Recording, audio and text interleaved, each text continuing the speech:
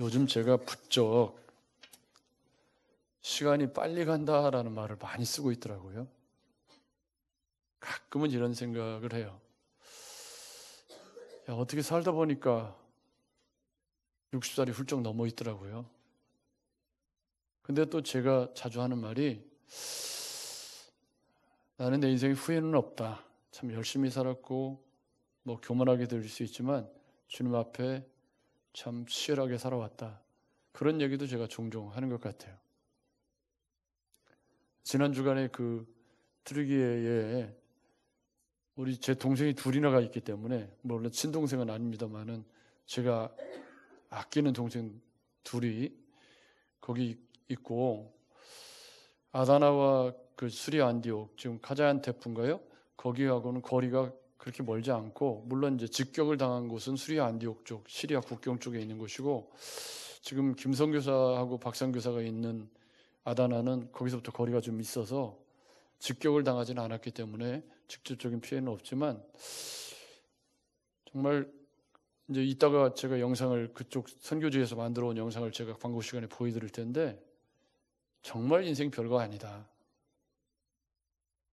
내일 새벽 4시에 그랬으니까요, 자다가 2분간 지진이 있었대요.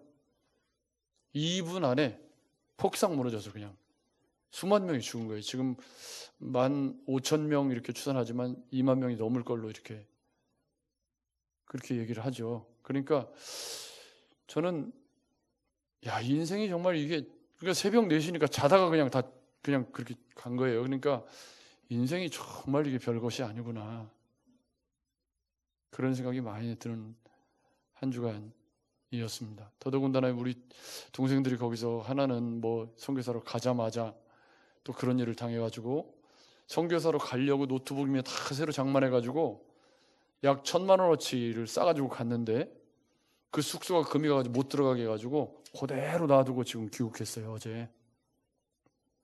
그거 건질 수 있을지도 모르겠고. 야, 인생이 참 별거 아니다. 오늘 우리가 살펴볼 이야기는 인생을 이야기하는 아주 중요한 말씀입니다. 오늘 이 주님이 지금 19장에서 그들이 이 말씀을 듣고 있을 때에 그랬거든요. 그럼 그들은 누구죠?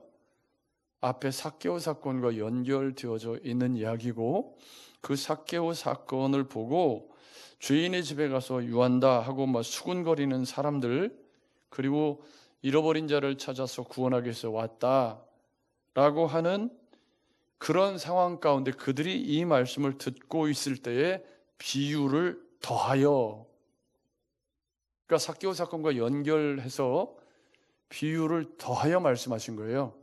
그렇죠? 그 비유를 더하여 말씀하시면서 그 이유를 설명하셨는데, 뭐라고 설명하셨냐면, 이는 자기가 예루살렘에 가까이 오셨고, 그들은 누구예요? 그들이 이 말씀을 듣고 있을 때, 그러니까 제자들을 포함한 거기 있는 뭐 바리새인들, 수군덕질하는 사람들, 뭐 삭개오의 집에 모인 세리와 뭐 그런 사람들이겠죠. 그들은 하나님의 나라가 당장에 나타날 줄로 생각함이더라. 그러니까 지금 이 비유의 목적은 하나님 나라가 당장에 나타날 줄로 생각하는 사람들에게 하나님의 나라가 당장에 나타나는 것이 아니고 공간이 있다. 그 공간을 우리가 뭐라고 부르냐면 말세라고 불러요. 이거를 신학적인 용어로 쓰면 초림과 재림, already not yet이라고 하죠. 이미 임한 천국과 아직 임하지 않은 천국의 그 시간을 텐션 비트윈이라고 해서 긴장의 시기로 본단 말이에요. 그 긴장의 시기가 우리가 사는 시간대예요. 그렇죠? 그게 이제 그 시간이 우리에게는 인생이고, 주님이 초림하시고 재림하시기까지 심판이 유보되어져 있는 그 시간에 우리가 지금 살고 있다는 것이 성경 말씀이죠. 그렇죠? 근데 항상 역사에 두 가지 극단을 가진 사람들이 있어요. 하나는 뭐예요? 주님이 빨리 오신다. 우리나라의 그 전에 언젠가요? 그 이 땡땡 씨처럼 언제 오신다 해서 주님이 빨리 오실 줄로 믿고 다 신옷 입고 준비하고 있었던, 재산 다 정리했던 사람들이 있었잖아요. 빨리 오신다. 이쪽 극단이 있고, 또 다른 한쪽 극단은 뭐죠? 언제 오실지 감각이 없이 오신다는 생각을 잊고 살아가는 영적인 나태함. 여러분, 질병이 우리에게 예고하고 찾아오는 건 아니죠. 저도 생각해 보면 51살 때 제가 이제 천국 근처에 갔다 왔잖아요. 근데 그때 제가 저쪽에 있는 병원에서 건강검진을 그 병원 가기 이틀 전에 받았고, 결과가 콜레스테롤, 혈압, 아무튼 간 수치, 다 정상, 다 정상이라는 거예요.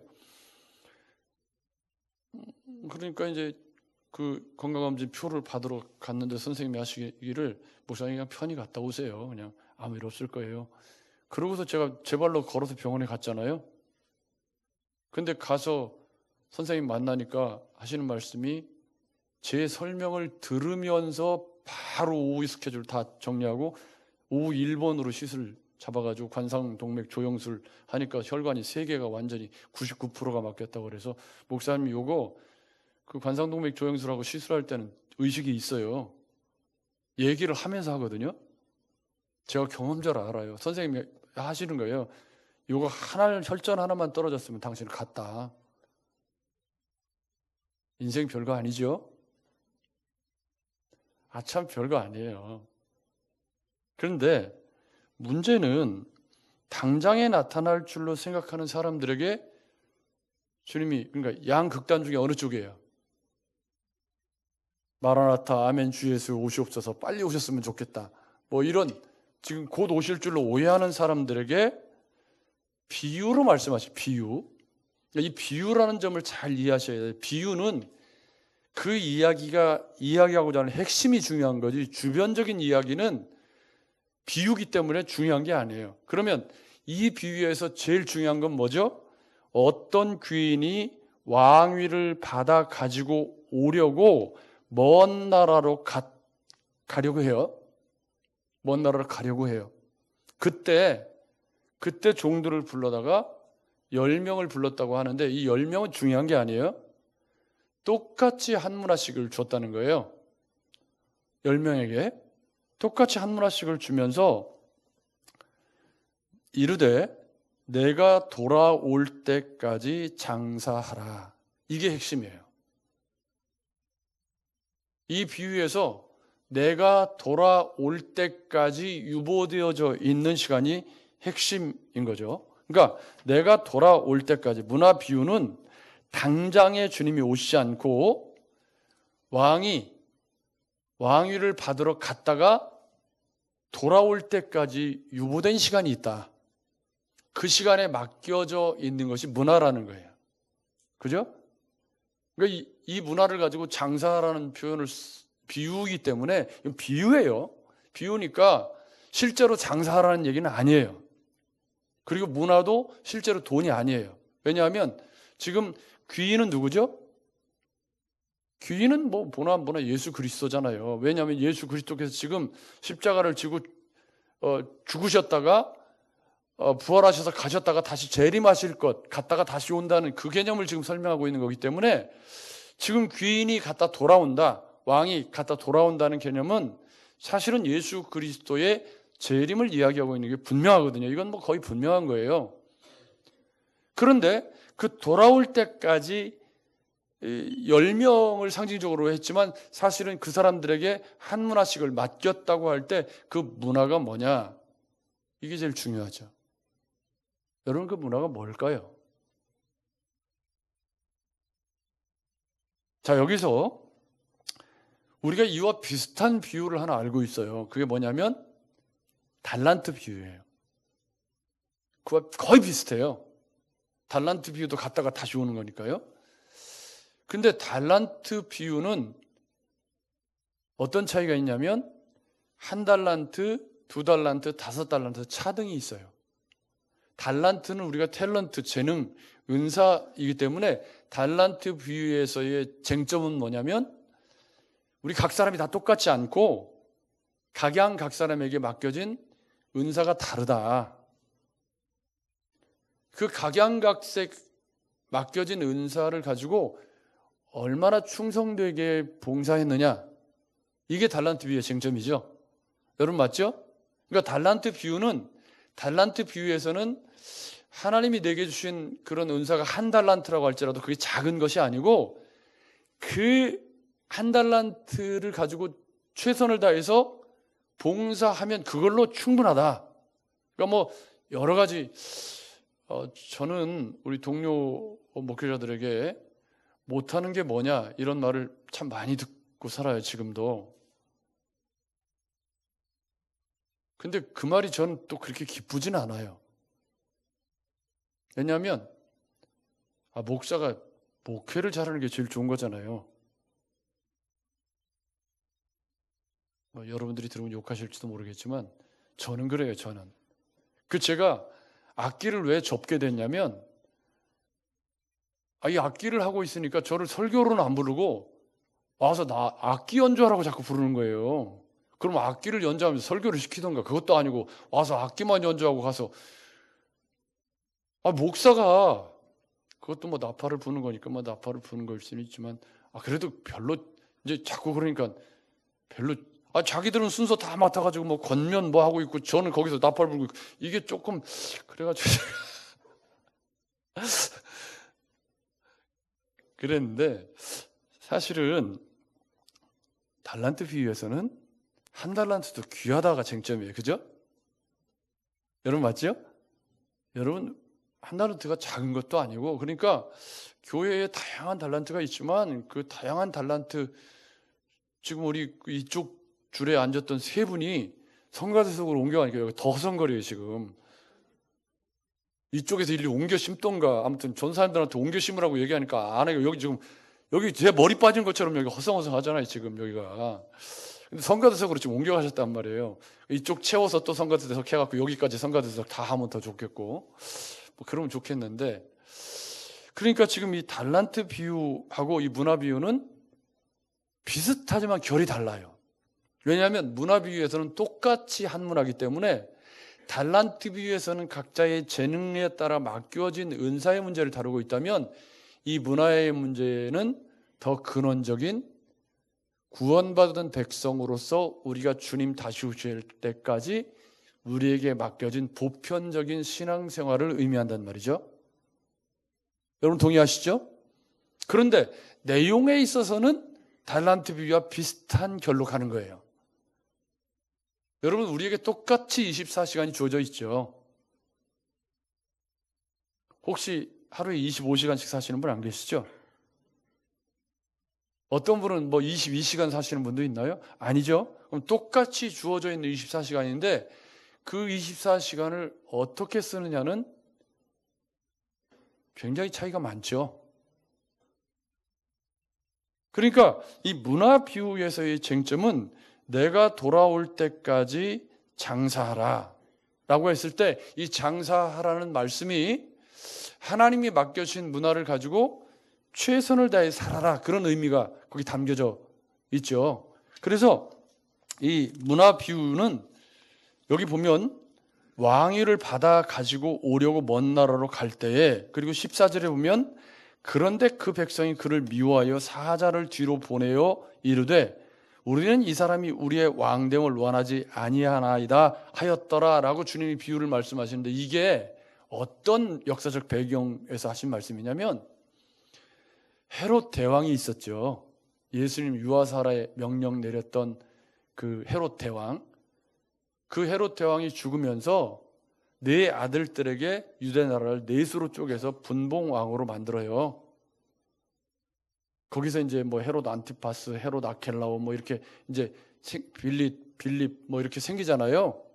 근데 그들 중에 헤롯 아켈라오라고 하는 아들이 대헤롯이 죽으니까 대헤롯의 뒤를 이어가지고 내가 전체를 다스리는 왕이 되기를 원했던 거죠.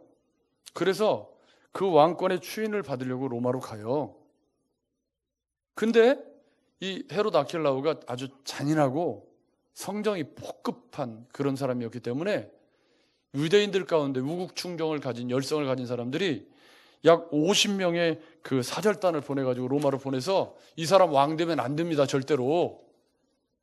그게 반대를 해서 이 헤롯 아켈라오의 포악성을 들어서 반대를 하니까 이 아켈라오가 전체 왕이 되지 못하고 한 지역을 다스리는 분봉왕이 되고 말아요.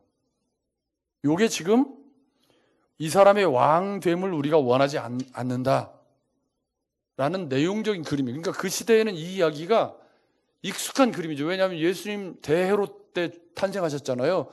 대헤롯이 왕일 때.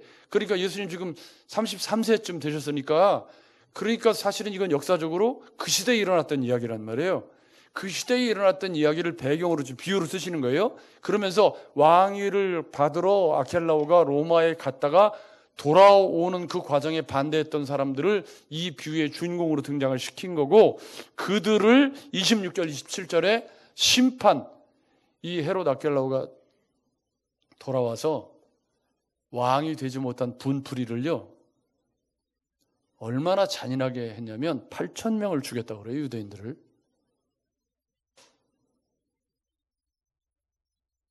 여기 앉아 계신 분이 몇 명이나 되죠? 70명 안 돼요.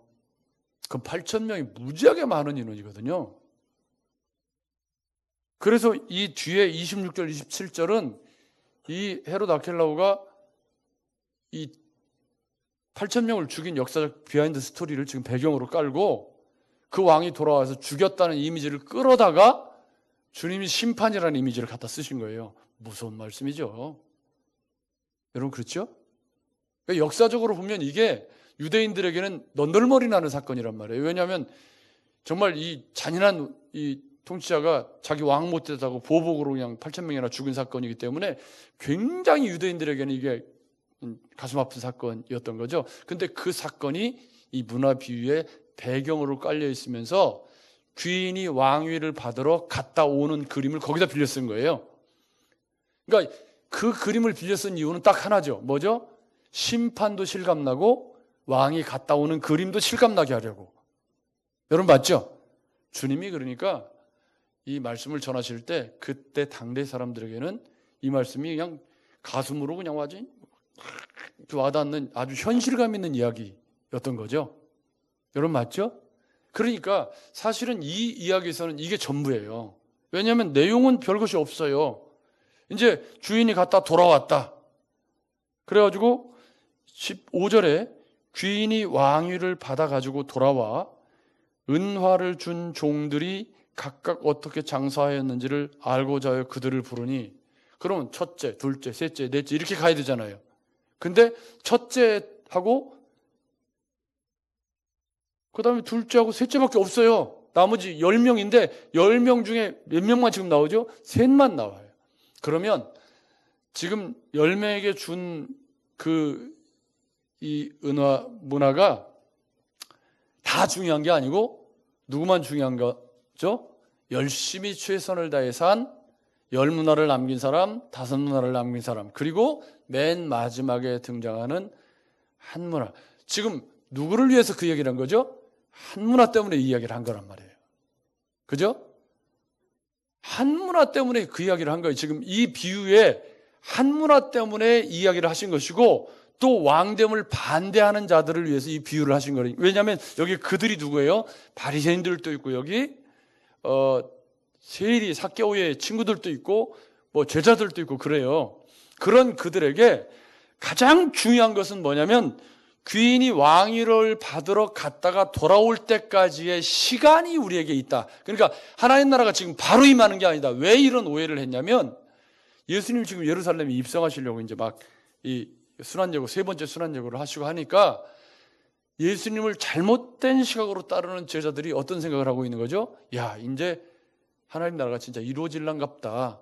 이런 오해를 하기 때문에 주님이 그 오해를 불식시키시면서 내가 왕위를 받으러 갔다 와야 하는 그 시간까지 한 문화를 가지고 잘 장사를 해서 살아내야 하는 신앙생활의 여정을 이야기를 하고 있는 거예요.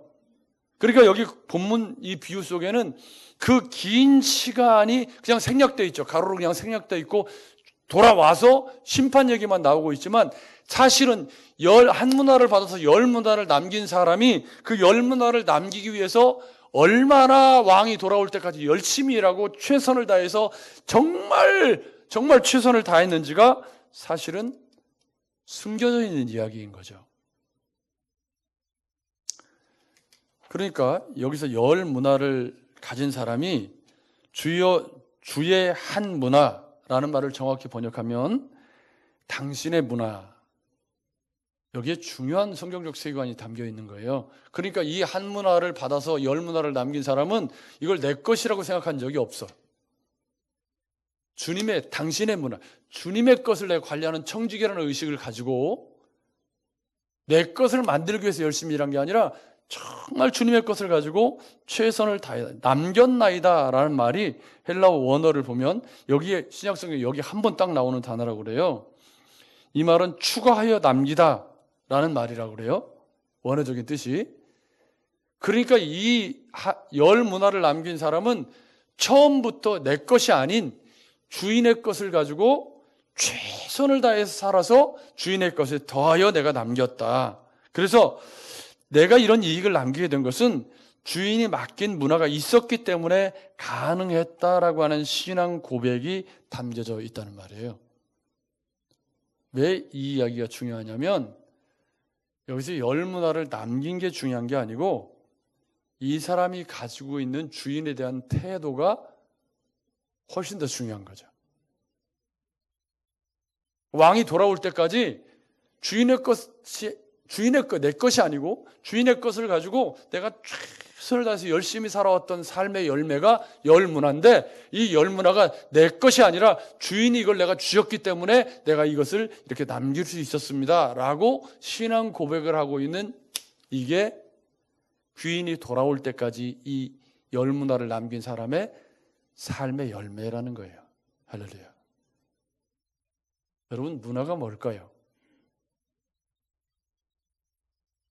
문화는 제가 볼 때는 우리가 받은 구원이에요. 본문에 장사에 남긴다 그러니까 오해하기가 쉽지만 사실은 내용을 잘 읽어보면 주님이 우리에게 달란트 비유에서는 재능이지만 문화 비유에서는 똑같이 한 문화이기 때문에 우리 모두가 다 받은 구원이죠. 우리가 다 똑같이 주님의 구원을 받았지만 그 똑같이 받은 구원 가지고 사는 양태는 달라요. 여러분 동의하시죠? 그래서 이 비유는 우리에게 던지는 도전이 꽤 커요. 왜냐하면 이제 건너뛰어서 한 문화 쪽으로 가보죠. 왜냐하면 5문화 남긴 사람은 그냥 지나가는 거니까 한 문화를 받은 사람의 가장 중요한 문제는 뭐냐면 주인을 잘못 알고 있다는 거예요. 그러니까 주인을 잘못 알고 있으면 주인이 돌아올 때 주인의 의도와는 영 다른 삶을 살게 된다. 이게 오늘 오후에 살펴볼 새 포도주는 새 부대에 담아야 한다는 말씀과 이렇게 연결이 되면서 한 문화 받은 사람의 가장 큰 문제가 뭐냐면 주인에 대한 오해인데 여기 주인이여 당신의 한 문화로 10문화를 남겼나이다 하는 이 16절에 10문화 남긴 사람과 20절에 주인이여 보소서 당신의 한 문화가 여기 있나이다. 내가 수건으로 쌓아 두었었나이다. 이는 당신이 엄한 사람인 것을 내가 무서워함이라. 당신은 두지 않은 것을 취하고 심지 않은 것을 거두나이다. 이게 무슨 말이죠? 이 한 문화를 갖다 쌓아둔 사람은 주인을 지금 잘못 알고 있어요. 주인의 의도를 잘못 알고 있는 거죠. 주인이 한 문화를 맡긴 이유를 지금 잘못 알고 있는 거예요. 그러니까 그 말은 뒤집어 말하면 이 사람은 주인이 누군지를 잘 몰라. 그래서 주인에 대해서 오해를 한 거예요. 그래서 주인을 고리대금업자보다도 못한 사람으로 만들고 있다는 거죠. 여기서 주님이 제기하시는 문제가 뭐냐면 바리새인과 서기관들에게 제기하는 문제이기도 하고 오늘 우리에게 제기하는 문제이기도 해요. 그러니까 이 한문화 받은 사람의 불성실성의 뿌리에 뭐가 있어요? 잘못된 구원관, 잘못된 신앙관이 있다는 말이잖아요. 주인을 잘못 알고 있다는 거예요. 예수님을 잘못 알면 당연히 행동도 잘못된 열매를 맺게 되는 거예요. 여러분 맞죠? 이 열문화를 남긴 사람이 주인의 것을 내 것이 아니라 주인의 것이라고 하는 올바른 신앙관을 가지고 있었다면 이 한문화를 갖다가 쌓아둔 사람은 주인을 잘못 알고 있는 거예요. 예수 그리스도를 잘못 알고 있는 거죠.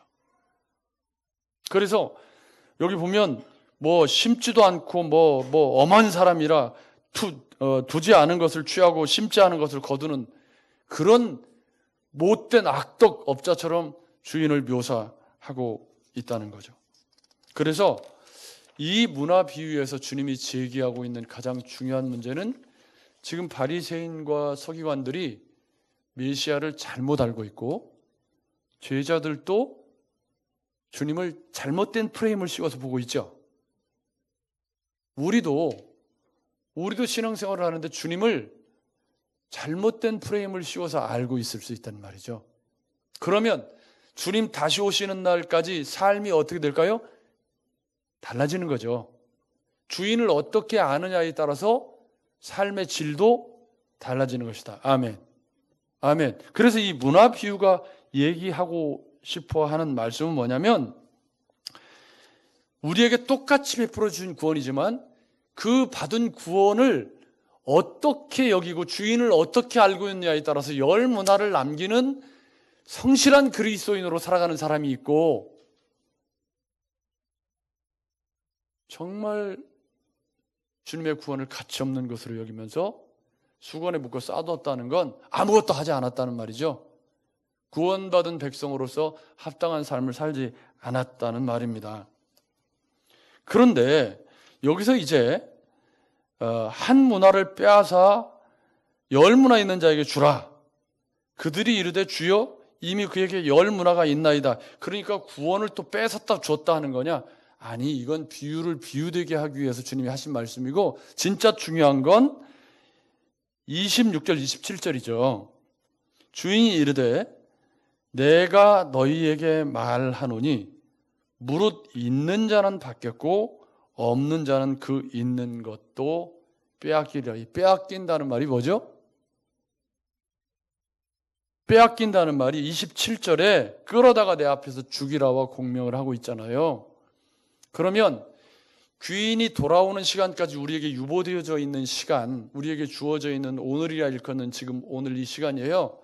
이 시간을 열 문화를 남긴 사람처럼 주인의 것을 최선을 다해서 열심히 감사하는 마음으로 정말 기쁘고 감사하게 구원에 합당한 그리고 복음에 합당한 열매를 맺고 정말 삶의 자리에서 주님의 백성이라는 그런 신분의식을 가지고 열심히 사랑 앞에서 입술로 주님을 시인하는 삶을 계속해서 매일매일 주님 오실 때까지 그렇게 신전의식을 가지고 살아온 사람과 주인에 대한 잘못된 시각을 가지고 엉뚱한 데로 빠져서 엉뚱하게 살아온 사람은 결과가 다른 거죠.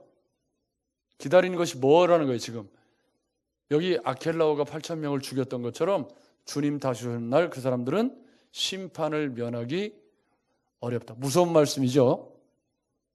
무서운 말씀이에요.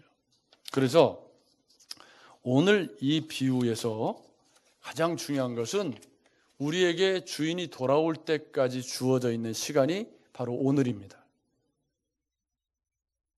그죠? 지금이에요, 지금.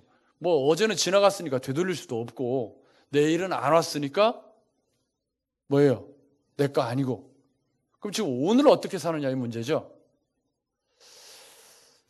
어떤 목사님이 그 단톡방에다가 이렇게 글을 하나 올렸는데 제가 글이 좋아서 예화로 쓰려고 이렇게 하다가 거기 쓴 용어가 조금 이상해요. 그래서 야, 이거 좀 이상하다. 그래가지고 인터넷에 또 물어봤잖아요.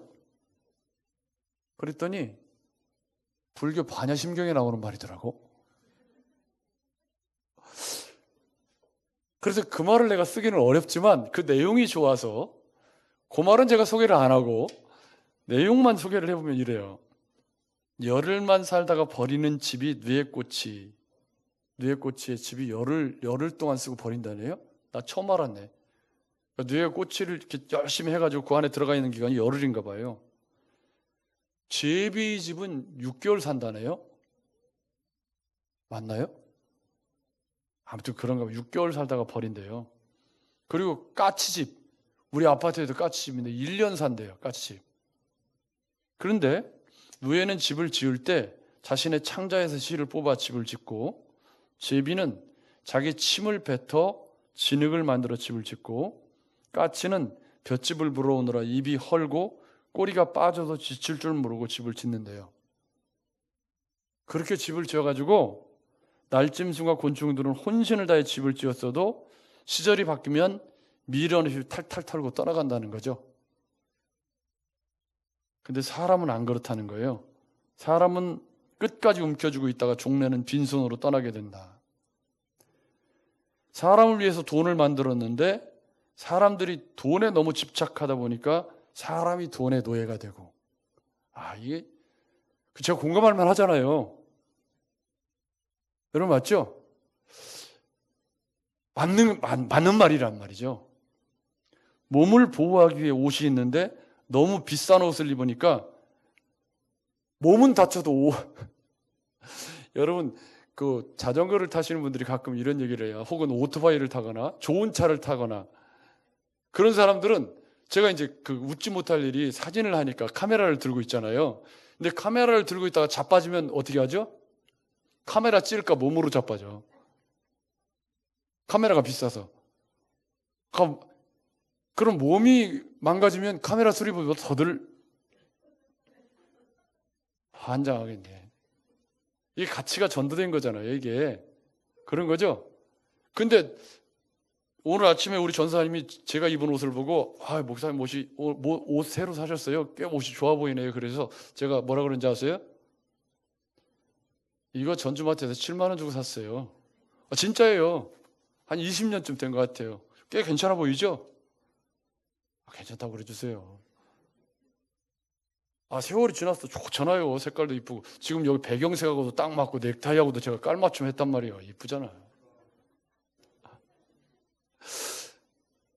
그러니까 이게 딱 맞는 말이에요. 그죠? 너무 좋은 옷을 입으면 이게 그냥 옷 어디 가서 묻을까봐 막 앉지도 못하고 막 구겨질까봐 또 막 지켜가지고 막 이러고 까고 앉고 막 그러잖아요.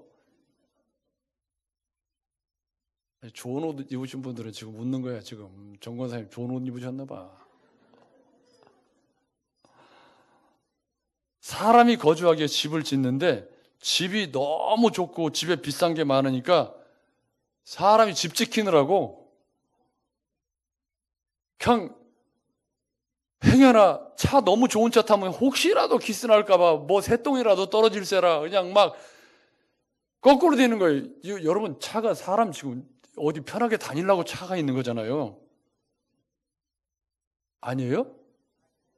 차 본래 목적이 뭐예요? 지금 걸어서 가기 힘든 거리 차 타고 가려고 차가 있는 거 아니에요? 근데 이 차가 뭐 신분의 표지도 아니고 구르마 아니야 자전거 이동 수단 아니에요.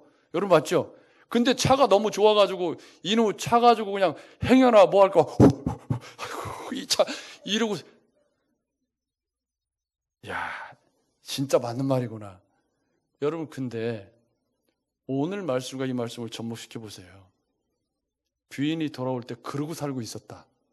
가치가 바뀌어가지고 가치가 주인이 원하는 거하고 내가 중요하게 여기는 것이 가치가 바뀐 거예요. 그래가지고 씨알탱이 이 전문 용어를 좀 씨알탱이 없는 것에 그냥 온통 다 거기다 마음 쏟느라고 진짜 중요한 거는 내팽개치고 살았단 말이죠. 그게 한문화 받은 사람의 실체인 거예요. 여러분 맞죠? 우리도 어쩌면 왕이 돌아오실 때를 기억하지 못하고 또 왕에 대한 잘못된 인식 때문에 예수를 제대로 알지 못해서, 올바르게 알지 못해서 주님에 대한 오해와 편견으로 한문화 받은 사람처럼 살 수 있는 가능성이 언제든지 열려 있죠.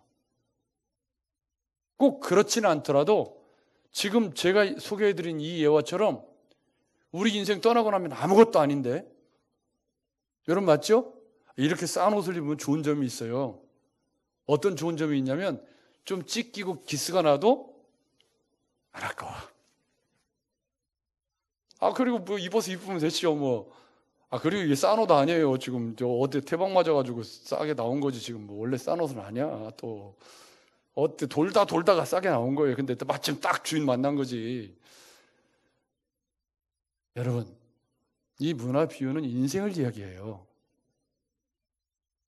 왜요? 왕이 갔다가 돌아오는 그 시간이 우리 인생이에요. 여러분 맞죠? 그리고 그 인생의 한 문화는 우리가 받은 구원을 이야기해요.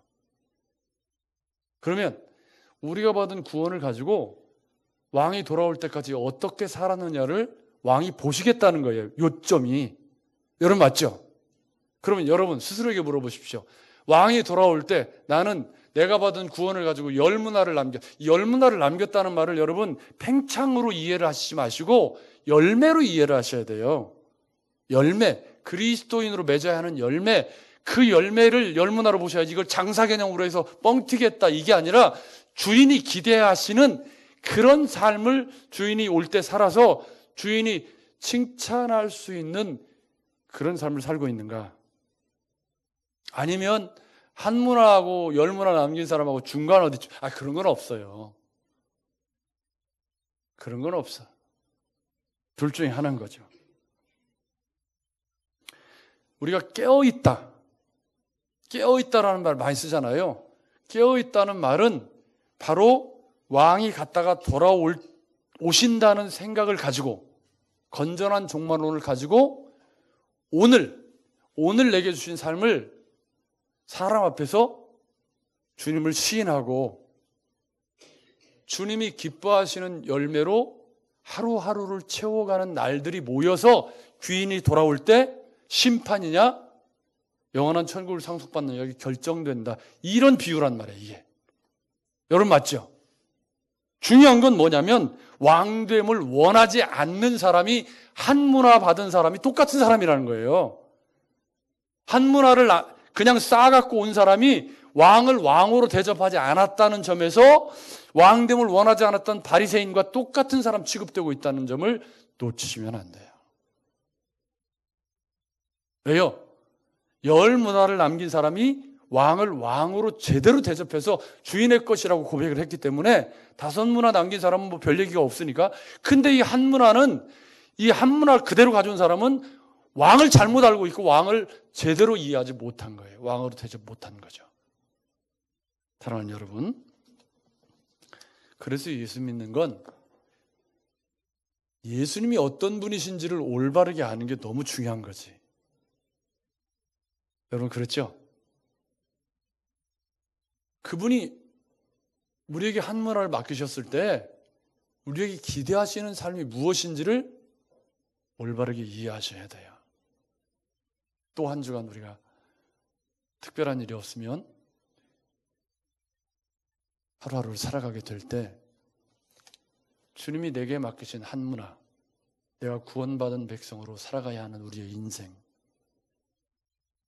주인이 돌아올 때가 있는데 그 돌아올 때 내가 그 주인 앞에 내놓을 수 있는 건 뭘까?